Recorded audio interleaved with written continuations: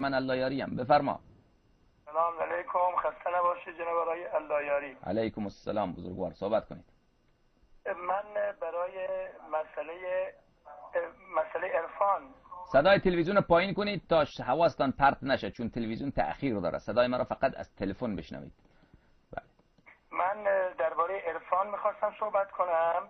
مثلا قبلش یک مطلبی از علامه تهرانی، علامه سید محمد حسین حسینی تهرانی از امام شناسی جلد 5 اواخر در دفاع از مکتب تشیع و رد وهابیت نقل میکنم که ببینید عرفا چقدر محکم مسئله وهابیت رو رد میکنن. سوال اینجا اینه، ما از وهابیت سوال داریم که شما از اسباب و وسائل که کمک میگیرید، از پزشک، از نونوا، از بقال، از تاجر، از معلم، از این اسباب کمک میگیرید و از اینها حاجت شبانه روز میطلبید. چه رابطه‌ای بین این اسباب و خدا هست؟ خدای حی قیوم هست؟ یا این اسبابی که شبانه روز وهابیت ازش کمک میگیرن جدای از خدا هستند؟ جدای از خدا هستند که هر کدوم از این اسباب خودشون جان برادر اینا ربط به عرفان نداره. اینا ربط به عرفان نداره. و یا اینکه این اسباب رو ما قدر خدا ببین گوش کن برادر بزرگوار من، اینو برات بگم. خب حرف حق از زبان خیلی جاری می شود. حالا آقای محمد، حالا گوش کن یک کلمه من بگم. ببینید مثلا جماعت همجنس باز، شما جماعت همجنس باز را اگر ببینید، بهترین دکترها مثلا همجنس بازن. اینطوری نیست که همه اونا بد باشن، تمام. منظورم اینه که اونا هیچ کار خوبی نکنند. ببین دکتر خیلی خوب معروف اما این عادت بد را داره. اینطوری نمیشه چون اون دکتر خوبه پس همجنس بازی هم درسته. یک جایی یک صوفی، گوش کن جان من، حرف مرا گوش کن بعد صحبت کن. یک جای صوفیه یک حرف حقی را گفته، این دلالت میکنه تصوف بر حقه. شما اگر میخواید درباره عرفان با من صحبت بکنید، خود عرفان چیست؟ حالا جای یک صوفی، اجازه بده، جای یک صوفی کار خوبی کرده، یک صوفی حرف بر حقی زده، این دلالت نمیشه که تصوف خودش خوبه یا باطله. شما مثلا یک کسی هندو است، بت پرسته، یک جای حرف بر حقی میزنه، این به دلیل نمیشه که اون مذهبش درست باشه.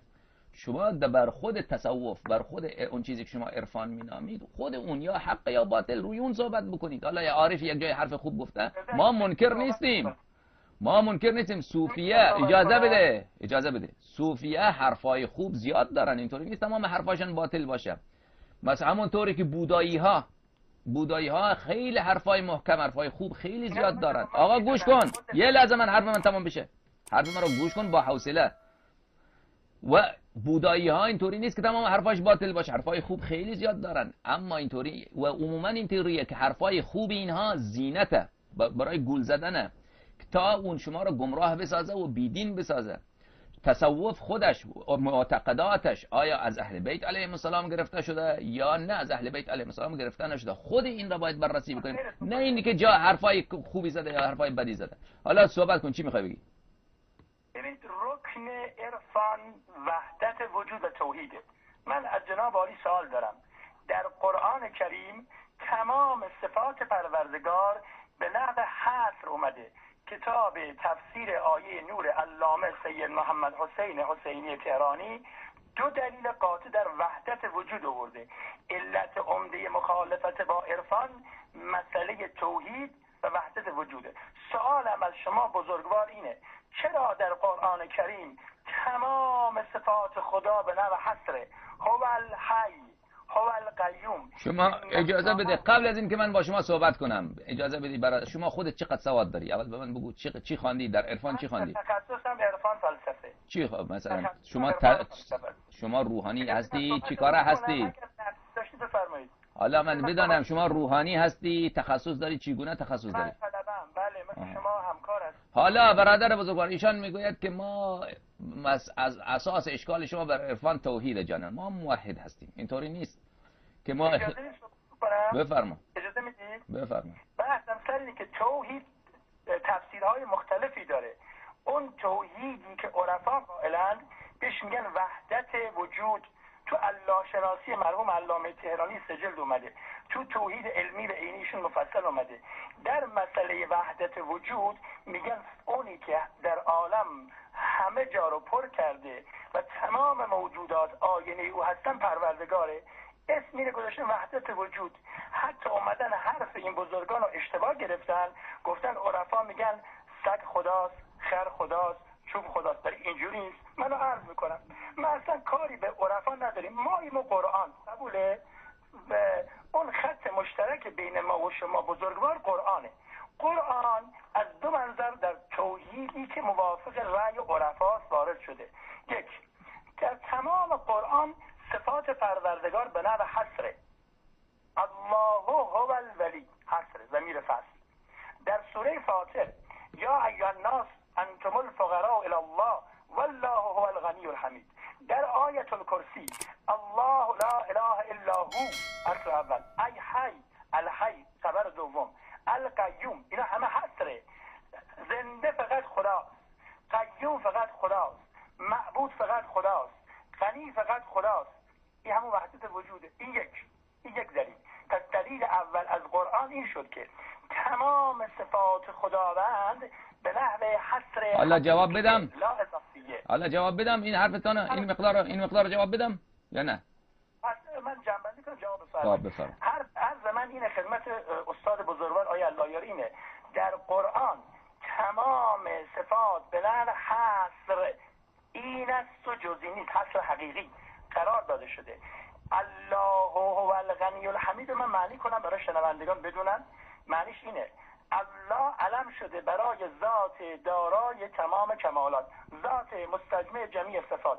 این ذات مستجمع جمیع صفات و کمالات فقط و فقط اوست غنی و فقط اوست حمید. شما از هر که تعریف کنی، از هر که تمجید کنی، کلاس برای هر که بذاری داری از خدا تعریف میکنی. هو الغنی الحمید. الحمدلله یعنی همین. الحمد یعنی چی؟ الف لام جنسه. تمام تمجیدها، تمام حمدها برای الله هست. چرا؟ چون تعلیق الحکم بالوصف مشعر بالعلیه، چون او ذاتی مستجمع جمیع صفات کمالیه، جا برای غیر نگذاشته. جایی ما عدم هاییم هستی ها نما، تو وجود مطلق و هستی ما. مولانا فرموده. پس هر مولانا اشکال نداره. ما عدم هاییم هستی ها نما، تو وجود مطلق و هستی ما. خلق را چون آب دان صاف و زلال و در آن تابان صفات ذوالجلال. فراموش نکنیم حصر حقیقی است. آیت الکرسی رو فراموش نکنیم. حالا گوش کن جواب. حالا گوش کن. متوجه شدم. بینندگان عزیز، این جماعت در کلام ایشان یک تناقض خیلی واضح و آشکار و من اشاره میکنم به اون تناقض. این که پروردگار عالم خلاق خلائق هست و آفریدگار زمین و آسمان هست و هیچ مثل و مانندی ندارد، این رو که تمام مسلمین با آن عقیدهشان اینه و هیچ وقت هیچ محدث شیعی و هیچ فقیه شیعی کسی را تکفیر نمی کند، کسی را تذلیل نمی کند به خاطر اینکه تو گفتی که خداوند متعال وحده لا شریک لیس کمثله شیء.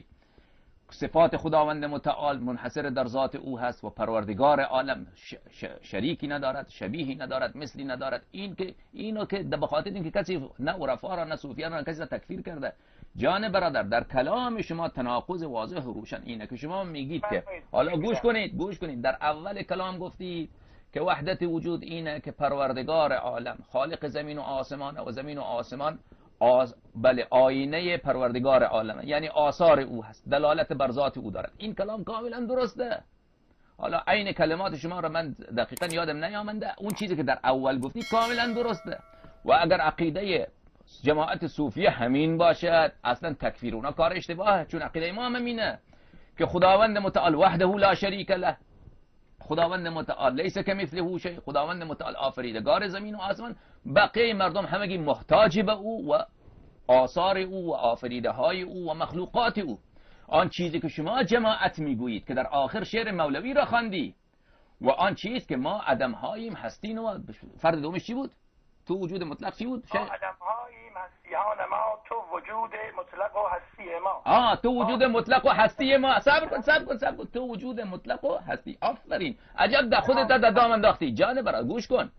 شما آن چیزی که وحدت وجود ما منکر آن هستیم. شما اگر عقیدتان این وحدت وجود نیست، شما برادر ما مسلمان هستی.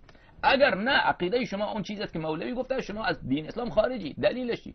شما چی میگویید؟ شما میگویید که ما اصلا حقیقت نه، ما عدم هاییم هستین و ما. یعنی این که من وجود دارم شما وجود دارم این وهمی بیش نیست. ما در حقیقت عدمیم. اجازه بده جان برادر، من حرف شما رو گوش کردم.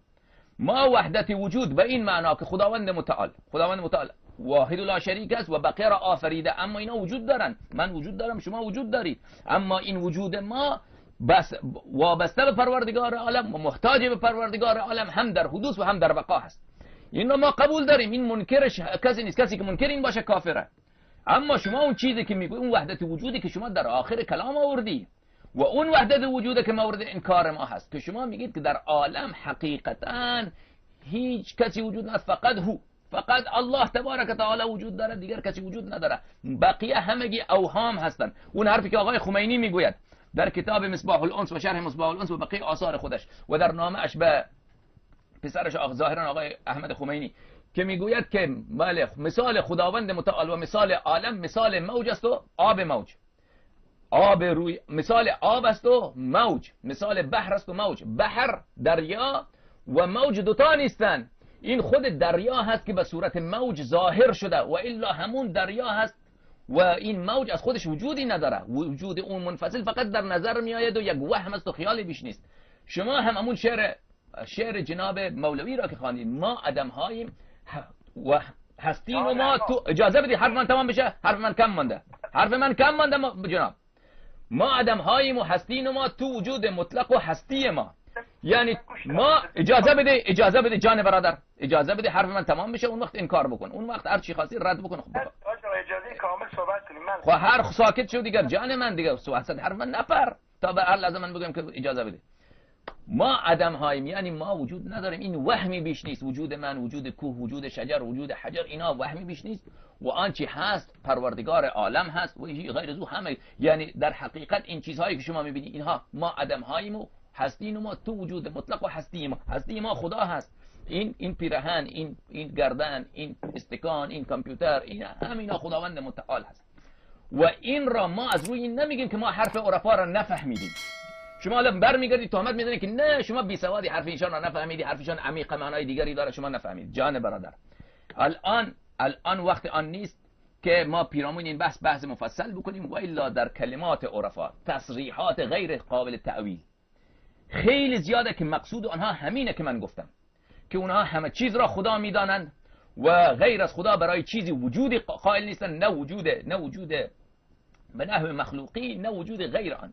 اصلا همه چیز را خداوند متعال میدانه، وجود را منحصر در پروردگار عالم میدانه. اینه که کفره، اینه که شرک. شما همه چیز را خدا میدانید و این اصلا انکار بدیهیاته، چون این استکان قطعا وجود داره. این استکان نیست که هستی نما باشه، عدم باشه هستی نما، نه، این استکان واقعا وجود داره، دارای آثاره، اما خدا این را آفریده. این قلم واقعا وجود داره، نه اینکه این وجودی باشد هستی، این بله عدمی باشد هستی نما، نه، این حرف انکار بدیهیات، یک حرف باطلیه. پس برادر بزرگوار من، وحدت وجود به اون معنایی که در اول کلامت با آن اشاره کردی، او توحید ما قبول ده، او اصلا وحدت وجود نیست، او وحدت وجود نمان، او رو به توحید آفریدگار یک خالق هستی یکتا هست، بقیه مردم محتاج او مخلوق. این درسته. اون چیزی که در آخر گفتی اون کفریاتی هست که ما آن را قبول نداریم. الان شما بفرمایید که رد شما چیست؟ خب جناب استاد جانم، اولا شما فرمودید که ما موجودات و اوهام میدونیم. بحثی در بلاغت داریم به نام مجاز عقلی. یه بار میگیم جرل میزاب، یه بار میگیم جرل ما. اونجا که میگیم جرل ما، جریان مال خود آبه. اما اونجا که میگیم جرل میزاب، جریان مال آبی است که در میزاب و ناودانه. من وقتی رسیدم به این که وجود پروردگار محدود که نیست، خداوند بسیط است یا مرکب؟ سوال من از جناب شیخ اینه، خداوند بسیط است یا مرکب؟ یقینا بسیط است. وقتی بسیط شد دیگه حد نمیپذیره شیخنا. وقتی خدا شد بسیط دیگه حد نمیپذیرد، میشود نامحدود. وقتی شد نامحدود میشود خطبه اول نهج البلاغه داخل فی الاشیاء لا بالممازجه و خارج عن الاشیاء لا بالمباینه. پس او چون بسیط است و نامحدود همه جا را گرفته.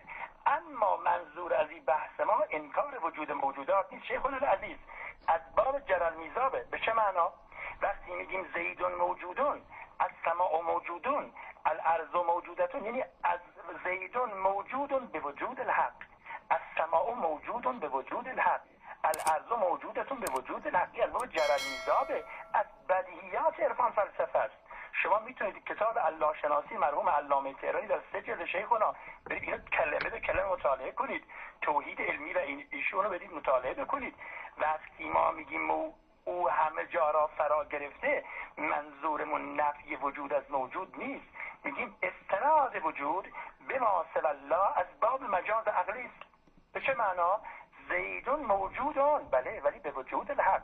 وقتی در آیت الکرسی میفرماید الله لا اله الا هو خبر اول، الحی، حیات فقط مال اوست. پس میگیم زیدون حیون اما به حیات الحق، زیدون علیمون اما به علم الحق. وقتی میگیم الحمدلله یعنی تمام کمالات برمیگرده به الله، چون ذات مستجمع جمیع صفاته. خداوند هم در سوره انفال آیه 24 فرموده اگه توحید و فهمیدی زنده و حیات داری و نه مرده ای. یا ایها الذین آمنوا استجیبوا لله و رسوله اذا دعاکم لما یحییکم فاعلموا ان الله یحول بین المرء و قلبه. این ان الله یحول بین المرء و قلبه رو چی معنی کنم من؟ الله ذاتی است که علم شده برای ذات مستجمع جمیع صفات، یعنی وجود من و شما را تمام صفات خدا پر کرده. و علم آدم الاسماء کلها، آیه 31 بقره رو چی کنیم؟ با 3 تأکید، کلها تأکید اول، الاسماء جمع محلای بلام تأکید دوم، علمه به باب تفعیل رفته و تأکید مفعول کرده تأکید سوم. چرا خدا اینقدر میگه آدم تمام اسما و صفات مرا داراست و ائمه طاهرین بارها به این آیه استناد کردن که ما علم آدم الاسماء کلها ایم. پس انسان میتواند مظهر تمام صفات خدا گردد. این برای آینه است. دلیل بعدی مرحوم علامه تهرانی در حالا اجازه بده من جواب اینو بدم، جواب این دلیل رو بدم بعد. من چند تا اشیاء جدید در خدمتتون هستم. نکته بعدی جناب شیخنا العزیز، این که ما میگیم خداوند موجودات را آفریده، خلقت به نحو تولید یا تجافیه. خلقت رو به نحو تولید میگید یا تجافی؟ خدا را بنا میگید و موجودات رو بنا؟ رابطه خلق و خالق رو برای من توضیح بدید. در حدیث عمران صحابی به امام رضا مثال آینه یادتون نره. این که ما میگیم خدا موجود را آفرید، برام توضیح بدید چجوری آفرید؟ حالا اجازه بدید تا من جواب بدم. در حدیث عمران صحابی امام رضا فرمود مثال آینه رو در نظر بگیرید، توحید صدوق. خداوند ببین بزرگوار، شما اجازه بده که من جواب بدم. اجازه بده بقیه این قسمتی که گفتیم اینا رو جواب بدم، بعد شما جواب بدید. ببین نگان عزیز، من تحافت و تناقض را در کلامیشان واضح روشن کردم، اما این جناب یا متوجه نشده یا بازم میخواد توریه بکنه. یک چیزی که خیلی واضح و روشنه و خیلی به صورت گسترده در کلام فلاسفه و در کلام متصوفه شما میبینید اینه که این جماعت عقاید اصلی خود را صریحا بیان نمیکنند و این جماعت در گول زدن عوام الناس و خودشان را متشرع ظاهر کردن و پیرو اهل بیت ظاهر کردن، در اینجا مهارت خیلی خاص میخوان به خرج بدن که ما پیرو اهل بیت علیهم السلام هستیم. شما جماعت که اینقدر استدلال میکنی به روایات، شما اگر پیرو روایات بودی توحیدت را از کتاب ابوبکر ابن عربی ملحد ناصبی دشمن اهل بیت علیهم السلام نمیگرفتی. کسی که توحیدش را از اهل بیت علیهم السلام میگیرد، متن درسیش هم کتاب توحید اهل بیت علیهم السلام. شما توحیدتان را از ابوبکر ناصبی میگیرید، شما توحیدتان را از ملاحده یونان و چبازهای یونان، همجنسبازهای یونان میگیرید. بعد اون وقت به خاطر این که بخواهید خودتان را متشرع ظاهر بکنید به احادیث اهل بیت علیهم السلام و به خاطر گول زدن مردم اون را به زینت کلامتان قرار بدید تا اون کفریات خود را بفروشید. آن چیزی که شما در اول کلام گفتی که خداوند متعال محدوده، لا محدود، غیر متناهی است، لذا برای چیز دیگر جا نمیگذارد. شما بعد آمدید آخر کلام دوباره که نه این اشیاء را واقعا خداوند متعال آفریده. شما یک جانب را بپذیر برادر بزرگوار. شما اگر میگی خداوند متعال لا محدوده، خداوند متعال وجودش مطلق بی نهایت، برای چیز دیگر جا نگذاشته، آیا مقصود شما اینه که اشیاء دیگر واقعا وجود دارد یا ندارد؟ شما اصلا این مسئله را تا به حال نتونید حل بکنی. خداوند متعال را در وهم خودت یک چیز مادی فکر کردی، خداوند متعال را در ذهن ناقص خودت و او را از ابن عربی فرا گرفتی و از قونوی یاد گرفتی و از شاگردان اونها. خداوند متعال را یک شیء مادی که گفتی بی نهایت، پس تمام جا را پر کرده. پس دیگران چیه؟ پس دیگران اینا وجود اصلی ندارن. و اون کلامی که میگه السما موجود به وجود الحق، منظورت چیه؟ سما موجود به وجود الحق، یعنی خدا این را آفریده. حالا که آفریده این واقعا وجود داره، حقیقت داره، منظورت اینه؟ یا این که میگه که از سما موجود به وجود الحق، سما فقط یک چیه، یک وهمه و عدمی هست هستی نما، کدامش منظورته؟ شما یک طرف قضیه را انتخاب بکن جان من، یا در توحید و در خلقت جانب محدثین و فقها و آنچه آیات و بدیهی عقله که موجودات را خدا آفریده و اینها وجود دارند، اما حدوثا و بقاءا اینها محتاج پروردگار عالم هستند، اما خدا اینا را آفریده. یا بیا اون کلام جانب عرفا را، جانب متصوفه را، اون را واضح پوست کنده. اینطور فکر نکن که ما اینجا بچه میتونی ما را گول بزنی. یک جانب قضیه را بگیر، یا بگو که واقعا پروردگار عالم وجوده، بقیه فقط هستی نما هستن، در حقیقت عدم هستن. این را پوست کنده بگو موقف من اینه. یا بگو نه موقف من این نیست، خداوند متعال وجود داره و اینها را آفریده و اینها محتاج پروردگار عالم هستن در وجود خود. یکیش را انتخاب بکن. کدامش را شما انتخاب میکنی؟ شما عقیده اصلیت من میدانم که همون اوله. عقیده اصلی شما که به من زنگ زدی الان، عقیده اصلی شما همینه که گفتی که خداوند متعال بی‌نهایت برای چیزهای دیگر جا نگذاشته. یعنی خدا هست، بقیه چیزا اصلا وجود نداره، اینا عدم‌های هستی نما هستن. اما این را نمیتونی صریح بگویی، این را چون این کفر این خیلی ظاهره و اون وقت آبرویت شما میرود. شما آمدی این را به السماء موجود به وجود الحق، منظورت چیه؟ السماء موجود، الارض موجود به وجود الحق، منظورت اینو واضح بگو که آیا واقعا خدا این را آفریده، دیگر این استکان واقعا وجود داره یا نه خدا هست که به صورت این استکان ظاهر شده؟ شما این را باید برای من واضح و پوست کنده جواب بدهی، اما شما این را جواب نمیدی. شما هر دو طرف قضیه شما ظاهر میکنی که حرف شما حرف فقها و محدثین، حرف اهل بیت علیهم السلام، در حالی که حرف شما نیست. شما در توحید شما تمام چیز را خدا میدانید، شما همه چیز را، و این با بطلانش اوضح من الشمس، دیگر واضح و روشنه. این قلم خدا نیست، من خدا نیستم، این استکان خدا نیست، اما شما چون خدا بی نهایته به صورت همه اینها ظاهر شده و اینها اگر این واقعا وجود داشته باشد دیگر خدا نامحدوده. منظور شما اینه اگر این استکان واقعا وجود داشته باشد خدا لامحدوده. خداوند بی نهایت، خداوند لامحدود نیست و بی نهایت نیست و اون وقت اطلاق خدا مورد خدشه واقع می شود. به خاطر این شما مجبور شدید این موقف را انتخاب کنید. خلاصه تقاضای ما از شما اینه که شما یک جانب قضیه را انتخاب بکن، ما را بچه اینجا فکر نکن، ما را اینجا احمق فکر نکن که تو بتانی هم اون طرف را در لفافه بیان بکنی و بعد این حرفایت را با حرفهای حق بتوانی زینت بدهی و فکر کنی که بله حرف شما حرف شیعیان هست. نه، حرف شما حرف شیعیان نیست، حرف شما حرف ابوبکر ابن عربی ملحد و بیدین هست. شما الان جواب بده جانم. ما جناب استاد من اسمی از محی الدین نیاوردم.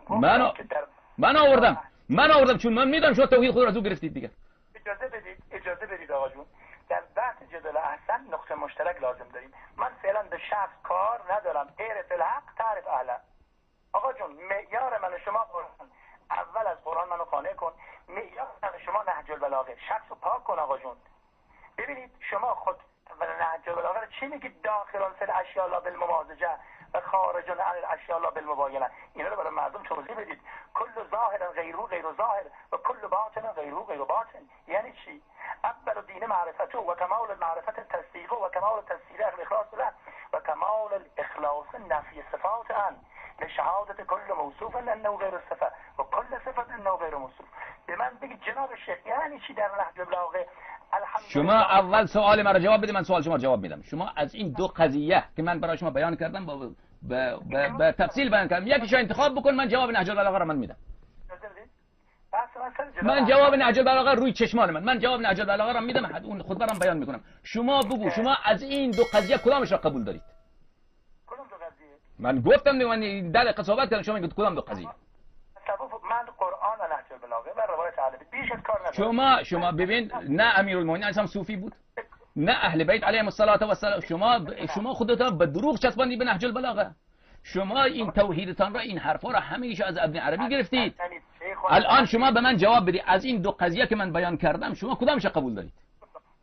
قرآن و نهج البلاغه و روایت اهل بیت. من این دو قضیه بین قرآن و نهج البلاغه را در برابر چیز قرار ندادم. ببین در باب توحید من در باب نمیدی، من که واضح گفتم شما را، چرا جواب نمیدی؟ من قرآن قبول دارم.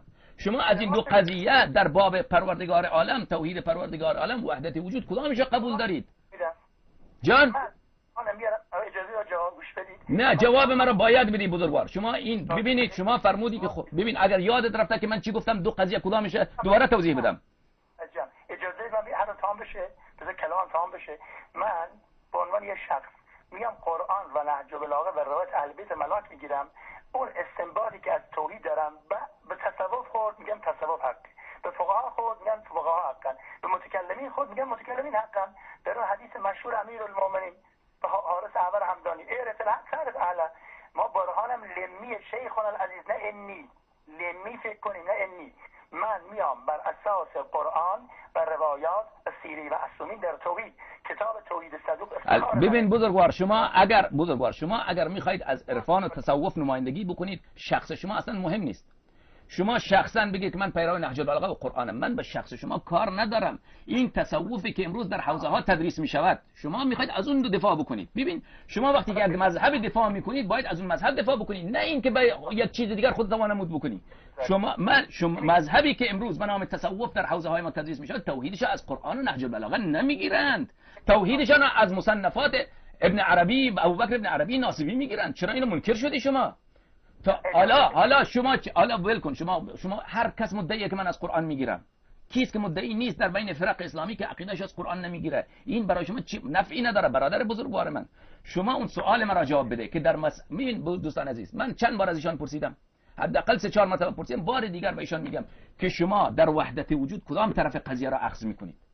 آیا اون طرف قضیه را اخذ میکنید که این موجودات اینها عدم‌های هستی نما هستند و حقیقتا فقط پروردگار عالم وجود داره، یا نه اینکه واقعا خدا اینها را آفریده، اینها واقعا موجودند و حدوثا و ابقاء اینها محتاج پروردگار عالم هستند؟ کدام دو تاری از اینا اخذ میکنید؟ بفرما. جوابم اینه، من بار هم تکرار میکنم برای که شنوندگان بدونم بحث اون سر چیه. میگم آقا حاکم و میزان رو چی قرار بدید؟ خب حالا فهم شما چیه از نهج البلاغه؟ از اینا کدام این دو طرف رو شما استنباط کردید؟ سراغ نظر عرفا. پس نظر عرفا چیست؟ نظر عرفا چیه؟ رو توضیح بده. چیه در توحید؟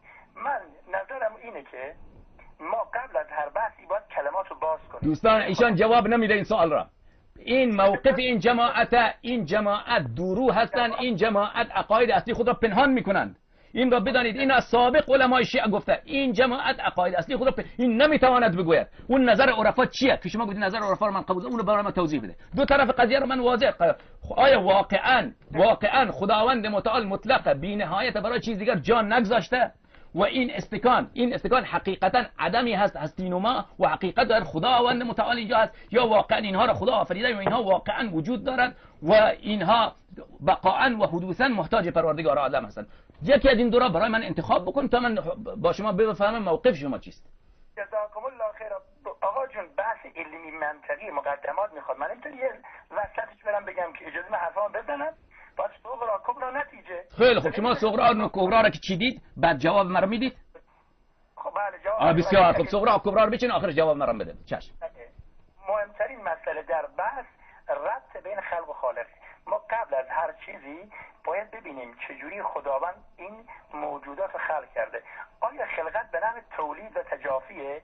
به معنا که خدا موجودات رو خلق کرد و رهاشون کرده، ولشون کرده، بین خدا و خلق جفت و فاصله هست مثل بنا و بنا؟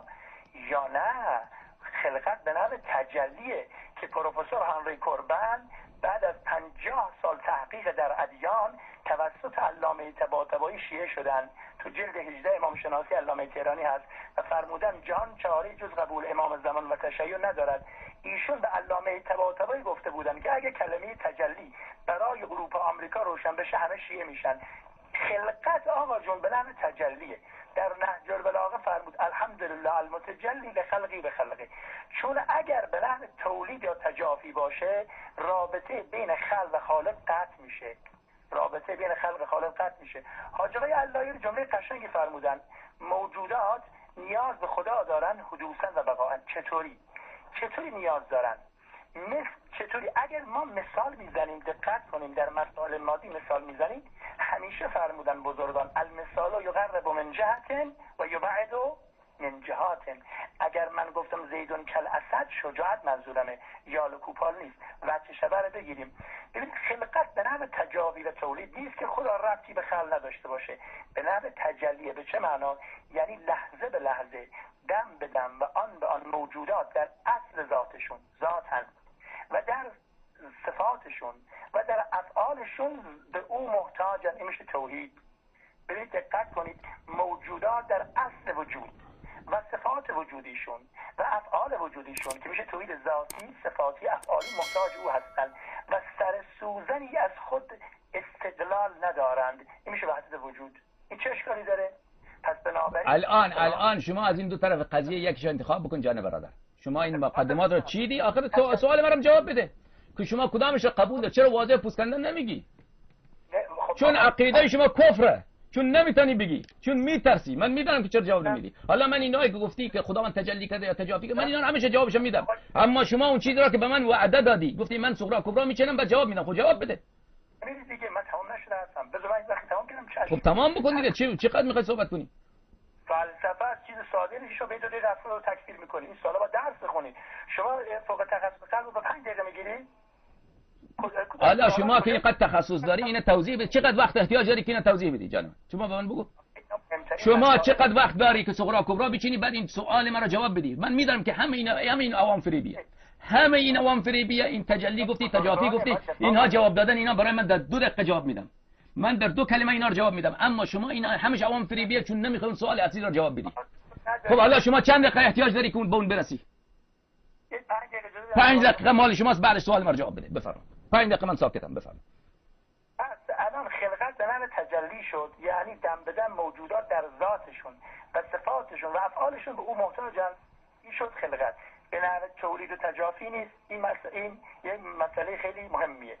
بعد هم دقت ما تکرار کنم، وقتی ما قائل شدیم که او بسیط است و همه جا را فرا گرفته، موجودات هستن نه اینکه نیستن. من مختارم به اختیار حق، من حیم به حیات حق. اسباب جرل میزان. آقا جون این مجاز عقلی چیه؟ این مجاز عقلی که تو متول و مختصر خوندیم یعنی چی؟ یعنی چی میگیم جرل میزان و میگیم درست هم هست؟ جریان مال میزابه، جریان مال ناآبیه که تو میزابه. وقتی من میگم زیدون موجودون، نه که فهمه زید وجود داره واقعا، من وجود دارم، شما وجود دارید، اختیار داریم، اما به اختیار او. همین مولانا که شما تختش میکنید کجا همه چی رو وهم میدونه؟ مولانا میفرماد گر نبودی اختیار این شرم چیست و این دلیل و خجلت و آزار چیست؟ این که گویی این کنم و آن کنم این دلیل اختیار است ای سنم. در هر آن چیز در جاهای مختلف اومده برای ما کمال و وجود اثبات کرده، ولی میفرماد این وجود تو وجود حقه. جرد میزا برای من توضیح بدید. مجاز عقلی که در متول میخونیم یعنی چی؟ عارف میفرماید خداوند وحدتش وحدت حقیقی حقیقیت، موجودات وجود دارن به وجود او، فانیان در او. اینه برای من حلش کنید. یعنی چی؟ در آیت الکرسی فرمود الله لا اله الا هو هو الحی. قل هو الله احد یعنی چی؟ احد یعنی یکی که دیگه جا برای غیر نذاشته. احد چون اون ذاتی است که دارای تمام صفات، پس احده. پس بنابراین ما نمیگیم موجودات اوهامن، میگیم وجود دارن از باب مجاز عقلی لا لغوی. این خیلی مسئله مهمیه. مسئله بعدی، توحید با وحدت چه فرقی میکنه؟ توحید مسئله باب تفصیله. توحید با وحدت چه فرقی میکنه؟ تو الله شناسی جلد 3 مرحوم علامه تهرانی آوردن. اولا من عقیده‌مو مخفی نکردم، رک و راست میگم. اون که در آثار مرحوم علامه سید محمد حسین حسینی تهرانی که از مفاخر شیعه است اعتقاد بنده است، ایشون برید نگاه کنید آقا جون، موقع رحلتش تحت آوردن، رو تحت گذاشتنش، من شاید جرأتش نداریم، بلند فریاد میزد میگه بلند بگو لا اله الا الله. شاگردانش برای من نقل کردن. شب رحلتش بالا سرش مسند مولانا، آقازادشون آیت الله سید محمد محسن حسینی تهرانی میگفتن من براشون مسند مولانا با وجد میخوندم. آیا من شاه اینجوری هستیم موقع مرگ؟ ببینید ایمان اون شخصی که آثارش در دوره پخشه، روح مجرد نوشته. امام شناسی که شما ازش دم میزنید، ایشون 18 جلد کتاب براش نوشته که شما ازش دم میزنید. معاد 10 جلد نوشته، بسیار محکم متقن. من پرده پوشی ندارم. بعد در روح مجرد از محی الدین هم دفاع کرد، ولی علمی. شما برید اون کتابا رو بخونید. من دارم صفحه میگم، حتی حاضرم برای شنوندگان صفحه و سطر بگم. من هیچ مخفی کاری در کارم نیست. دقت کنید اینو بگم. پس بنابراین وحدت با توحید یکیه. توحید مثلا باب تفعیله، یعنی یکی کردن، یکی شدن و یکی کردن. توحید برای معنی کنید باب تفعیل هم رفته. باب تفعیل هم یکی از معانی مهمش مبالغه در فعل، فعل یا مفعوله. مثلا من میگم طواف زیدون، زید بسیار بسیار طواف کرد. توحید یعنی چی؟ یعنی بسیار بسیار یکی کردن و جز او ندیدن. این همون توحیده. پس بنابراین مولانایی که شما خرش میکنید خیلی جا سر رو به خود انسان نسبت داده، انسان رو فاعل فعل میدونه. حکیم سبزواری همچنین. اما شما کل مسئله رو هست کردن تو مسئله اختیار. تو مسئله اختیار در هر آن کاری که میلت هست و خواست، در هر آن کاری که میلت نیست و خواست، الان بیتش یادم میاد، در هر آن کاری که میلت نیست و خواست خویش را جبری کنی که این از خداست. ببین چقدر قشنگه. در هر آن کاری که میلت نیست و خواست خویش را جبری کنی که این از خداست. ببینید اینجا برای ما داره اختیار ثابت میکنه. در توحید علمی و عینی در معادشناسی جلد دهم تو بحث جبر اختیار مرحوم علامه تهرانی قوقا کردن، فرمودن ما مختاریم به اختیار حق، چون ما آینه ایم. آقا جون الحمدلله المتجلی لخلقی. حالا برادر بزرگوار 5 دقیقه شما 20 ثانیه دیگه پورا میشه، کامل میشه. شما به محبت کنید سوال ما رو جواب بدید. بفرمایید. من توضیح دادم. الان اشکالتون چیه؟ بفرمایید. دوستان عزیز، من گفتم که این بنده خدا نمیخواد حق عقیده اش را بگوید، گرچه به عقیدهش اشاره کرد بینندگان عزیز، اما ایشان واضح و پوسکنده نمیخواد بگوید. من میخوام شما واضح پوسکنده بگید. ببینید واضح گفتید، من فهمیدم، اما بینندگان عزیز شاید متوجه نشد اون حرف شما را. شما قائل هستی به اون حرف برای ملحدین از عرفا و بعدش در کنارش بعد اجازه بدی برای عوام فریبی حرف متشرعه را هم در کنارش تکرار میکنی. شما جماعت حرفای شما پر از تهافت و تناقضه. ببینید وقتی که ما درباره حقایق صحبت میکنیم دیگر در اونجا مجال مجازگویی نیست. شما برادر بزرگوار من یک بار دیگر شما گفتی که من اینقدر وقت احتیاج دارم که مقدمه بچینم، مقدمه رام چیندی. الان من بار دیگر از شما تقاضا میکنم که شما بدون این که تهافت بگویید، بدون این که چیزی دیگر بگویید، این سوال مرا جواب بدید که پروردگار عالم، خداوند عالم، آیا وجود او که شما گفتید که همه جا را پر کرده، خداوند متعال که وجود او همه را به قول شما پر کرده، این موجودات را که آفریده، این موجودات واقعا وجود دارند یا ندارند؟ و این که اینها محتاج به پروردگار عالم باشند حدوثا و بقاء، هم در اصل آفریده شدنشان و هم این که در بقایشان احتیاج به پروردگار هر لحظه و هر آن، این که موردش اختلاف نیست. حقیقت اینه که آیا این وجودات واقعا وجود دارند؟ اگر یا واقعا وجود ندارن عدم هستن هستینما. اگر واقعا وجود دارن این حرف شیعیانه، حرف جمهور متشرعه هست، ما با شما اختلاف نظر نداریم. اما در کنار اون حرف متناقض شما که از اونم دست بردار نیستید.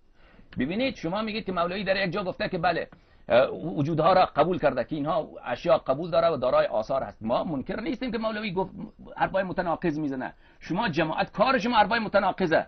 یک جا میگید که فقط پروردگار عالم وجود داره، هیچ چیزی وجود نداره، جای دیگر میگید که اشیاء وجود داره. این به خاطر اینکه انکار وجود اشیاء ناممکنه و این لابد کسی که در دنیا زندگی میکند برای اشیاء وجود قائل بشود. لذا این که در کلام شما تناقض باشد این برای ما حجتی نیست. شما اگر در جاهای خیلی زیاد مبانی خودتان را منکر میشوید این برای ما حجتی نیست. اما اون اصل وحدت وجود که خود شما این موضوع را انتخاب کردید، من انتخاب نکردم، خود شما برادر بزرگوار من، شما محبت بفرمایید این از دو جانب قضیه یک شیشه انتخاب بکنید و برای ما توضیح بدید، نه مجاز نگویید و پوست کنده واضح و روشن بگید. و سوال منم واضح و روشنه که خداوند متعال بجز از خداوند متعال در عالم چیزی وجود دارد یا ندارد؟ و اگر که بله، و این که اشیاء دیگر را که خداوند متعال آفریده، این اشیاء را که آفریده اینها واقعا وجود دارند یا ندارند؟ این را یا نه این که فقط وجود فقط پروردگار عالم اوست که به صورت تجلی، گاهی به صورت بله به صورت گبر، گاهی به صورت خر، گاهی به صورت الاغ، گاهی به صورت سرگین، گاهی به صورت سرگین خوب ظاهر می شود. شما یکیش را انتخاب بکنید که غیر خداوند متعال وجودش واقعا وجود هست یا نیست. بفرمایید. استاد محترم، ما توحید رو اگه از بالا نگاه کنیم حله. شما قبل از خب شما از بالا توضیح بده جانم، توضیح بده همین سوال من، توضیح بده جان، از بالا توضیح. الله نیست. من اعتقادم میگم عرض میکنم، من پرده پوشی ندارم. چرا آقا جون تهمت میزنید؟ عرض کردم آنچه که من خدمت شما سرورم و شنوندگان و بینندگان میگم برگرفته از آدرسم دادم آثار علامه سید محمد حسینی تهرانی که سال 74 شمسی فوت کرد در سن. ببینید جان من ول آقای حسینی تهرانی را مقدمه نباف سوال مر جواب بدید. زیاد دو تعریف کردی. حرف ایشان برای ما حجت نیست. حرف ایشان اگر موافق حرف اهل بیت باشد علیه السلام مشکلی نیست. شما اول ثابت بکن عقیده خودت جواب بده. آقای تهرانی تعریف میکنی آقای تهرانی گویا این تو ملائکه بوده.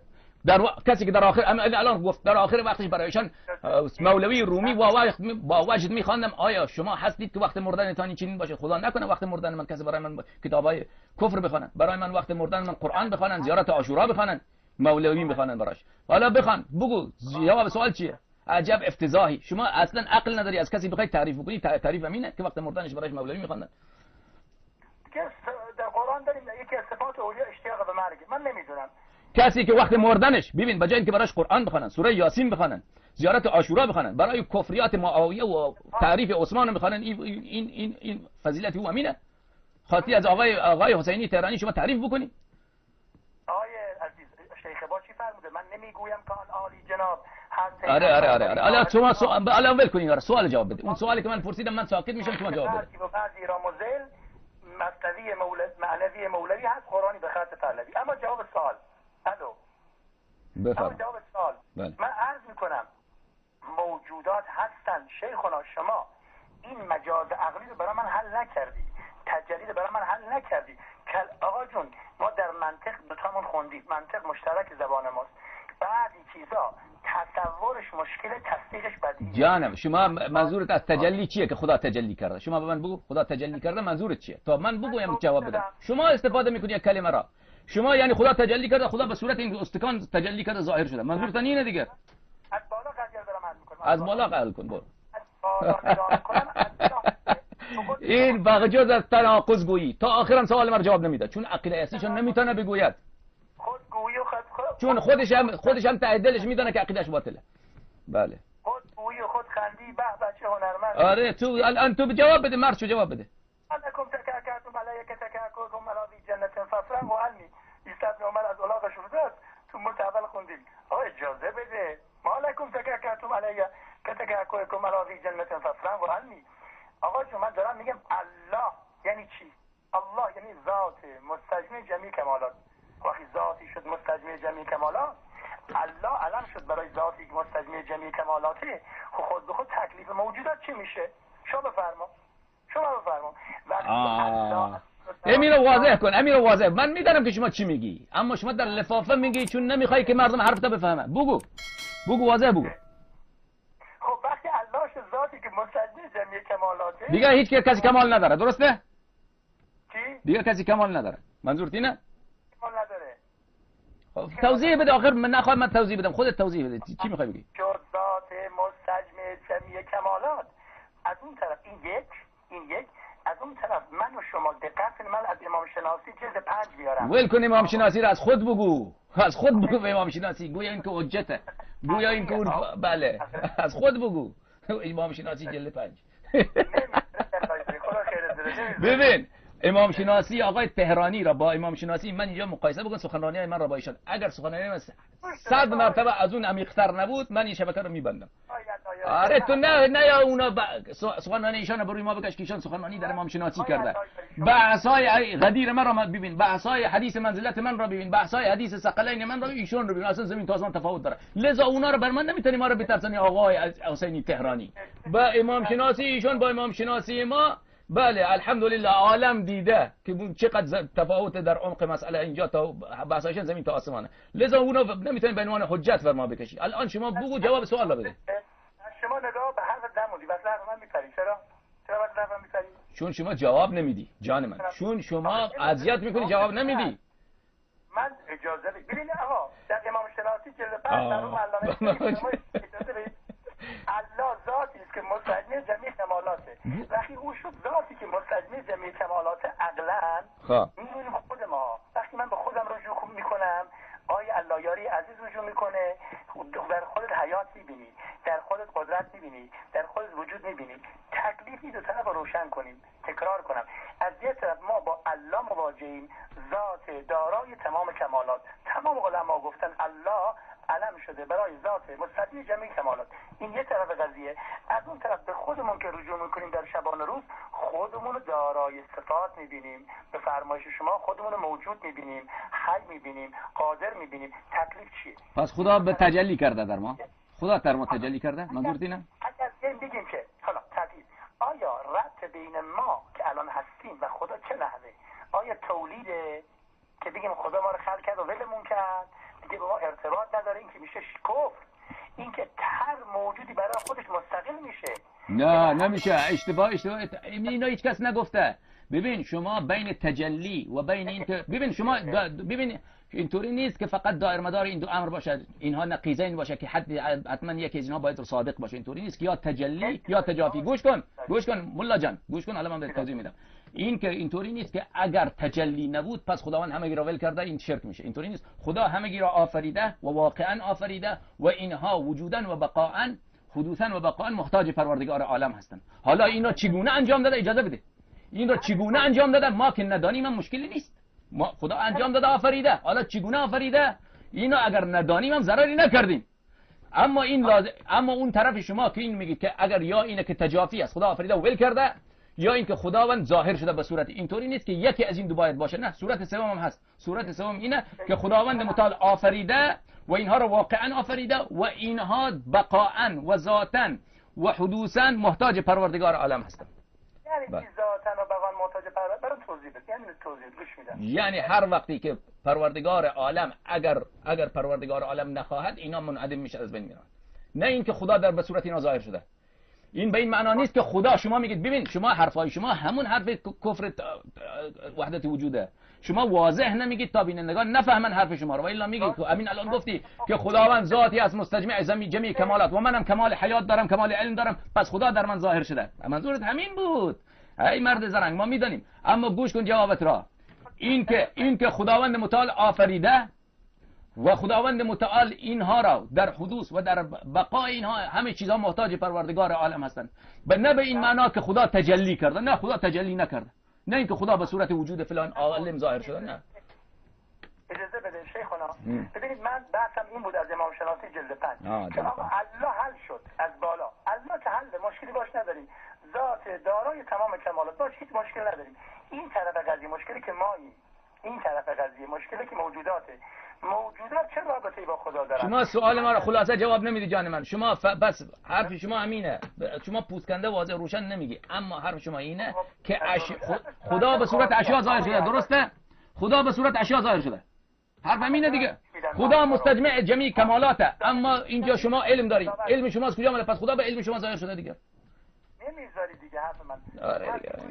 شما اصلا من میپری. خب همینجوری من سکوت میکنم، شما سکوت کن دیگه. شما آخر سوال جواب که نمی. من همه صبر کردم تا شما واضح بگی. شما واضح ببین استدلال بر مدعای خود نکن. اول مدعات واضح روشن بگو، اون وقت نوبت استدلال میرسه. استدلال نکن فعلا. من از شما 100 مرتبه پرسیدم که اون مدعایت را بگو. نگفتم استدلال بگو. استدلالش بعداً در جای خودش. مدعایت را واضح بکن.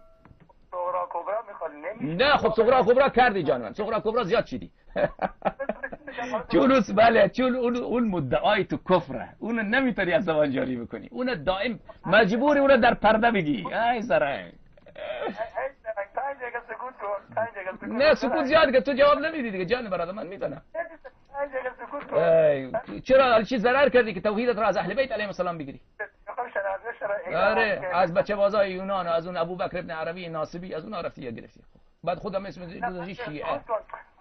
شما میدانی که مولوی از معاویه تعریف کرده در مولوی که قرآن پهلوی اسم گذاشته. گفتن خانمت بیشتر دوست داری یا الاغت رو خدا بگم چیکار دو دلم کردی؟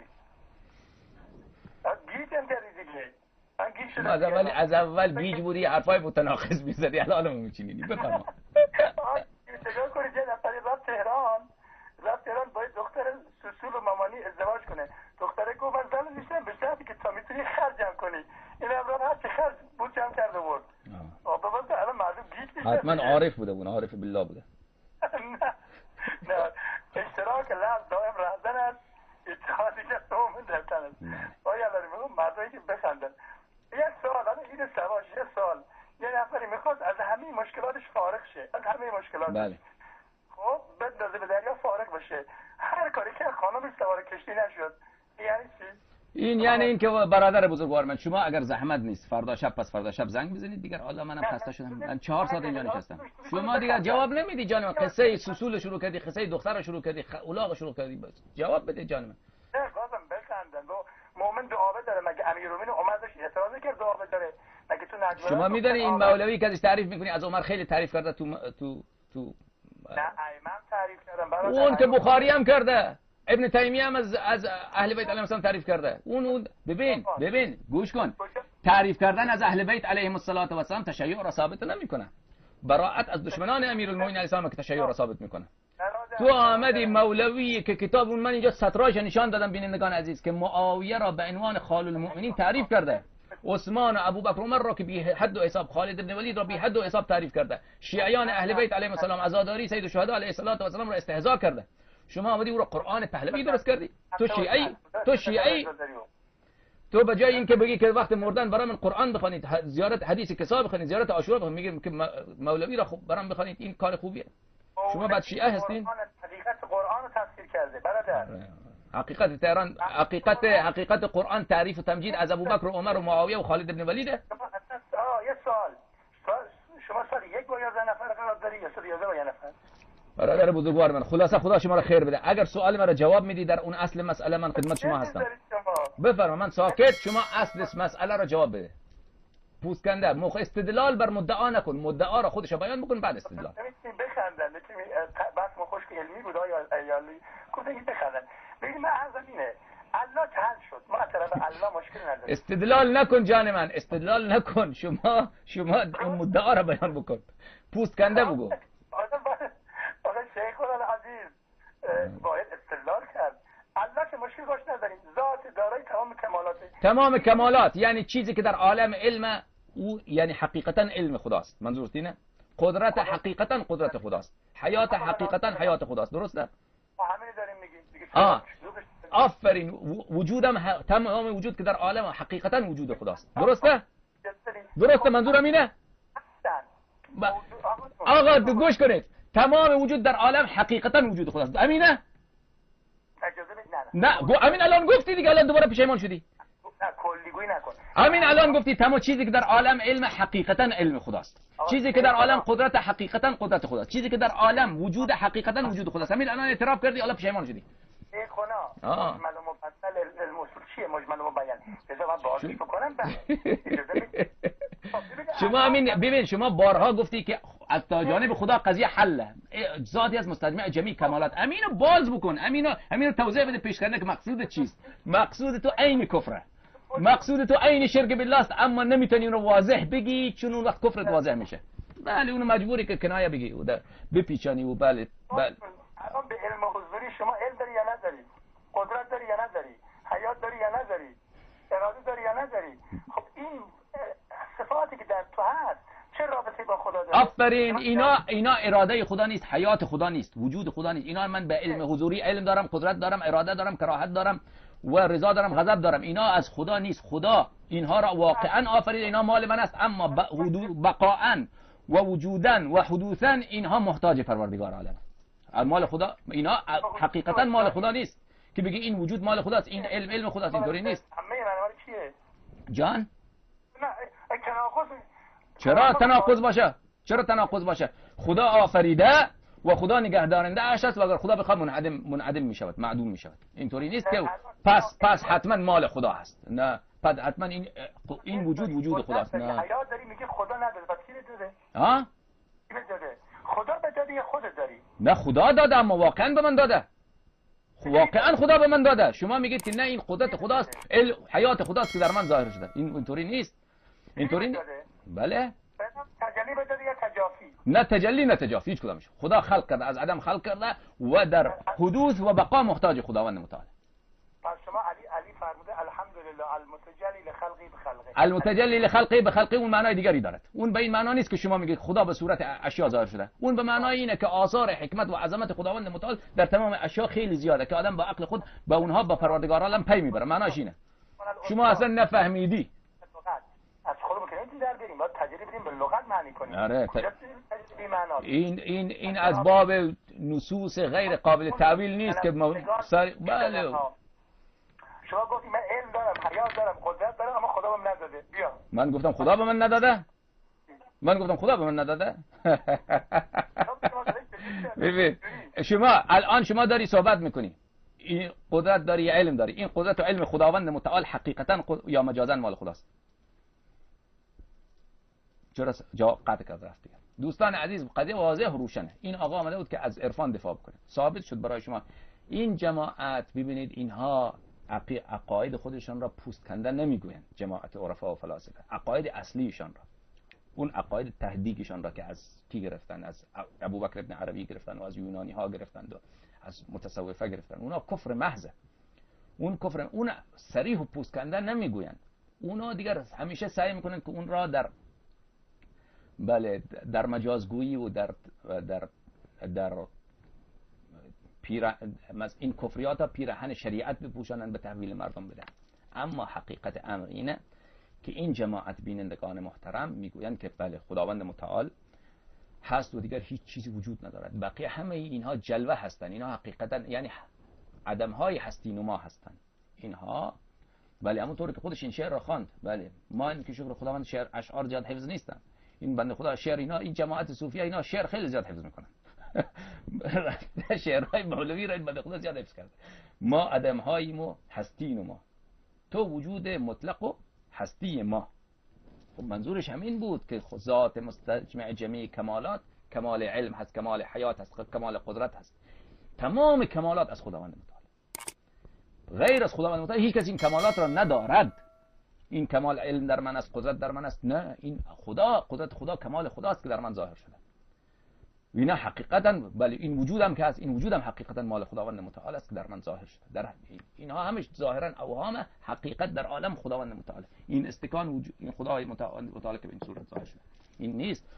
این عقیده شیعیان نیست، عقیده اهل بیت علیهم السلام این نیست. عقیده شیعیان، عقیده اهل بیت علیهم السلام اینه که خداوند متعال اینها را آفریده، نه به نحو اونطوری که ایشان میگفت که آفریده باشه و بعد ول کرده باشه که برین دنبال کارتان دیگر، اینا اصلا محتاج خدا نباشه. نه، خداوند متعال این اشیا را آفریده و واقعا آفریده. الان این استکان حقیقتا وجود دارد و این را که خداوند متعال آفریده، بله این در اصل وجود خود، در اصل آفریده شدن خود محتاج خداست، در ادامه وجود، بقای وجود خدا محتاج پروردگار عالم. و هر وقت خداوند متعال اراده بکنه این منعدم میشه، از بین میره. هر وقت خدا نخواهد این وجود داشته باشه دیگر از بین میره، دیگر وجود نداره. تمام عالم این چنینه.